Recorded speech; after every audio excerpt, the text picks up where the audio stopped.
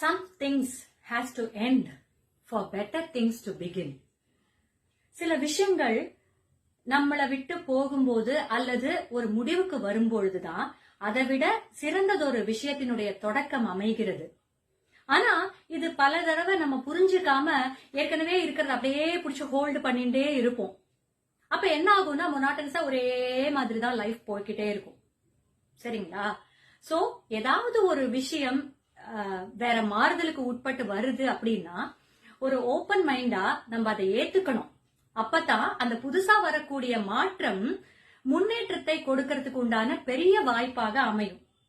அத முதல்ல நம்ம நம்பணும். அப்படி அமையும் அப்படின்னு நம்ம நம்பினா மட்டும்தான் அந்த மாதிரி நம்ம அக்செப்ட் பண்ணிக்க முடியும். இல்ல எனக்கு அது பழக்கமே இல்ல, நான் இப்படியே தான் இருப்பேன் அப்படின்னு இருந்தேன்னா நம்ம முன்னேறவே மாட்டோம். இப்பெல்லாம் டைப் பண்ண ஆரம்பிச்சிட்டோம், மொபைல்ல பேச ஆரம்பிச்சிட்டோம். அப்ப என்ன ஆச்சுன்னா கடிதம் எழுதுறதுங்கிறது போச்சு. இந்த மாதிரி புதுசா வர பல விஷயங்கள் முன்னேற்றத்திற்கான மாற்றமாகத்தான் இருக்கும்னு நம்ம நம்பினா போதும், எல்லாமே நல்லதாகவே நடக்கும். Take care.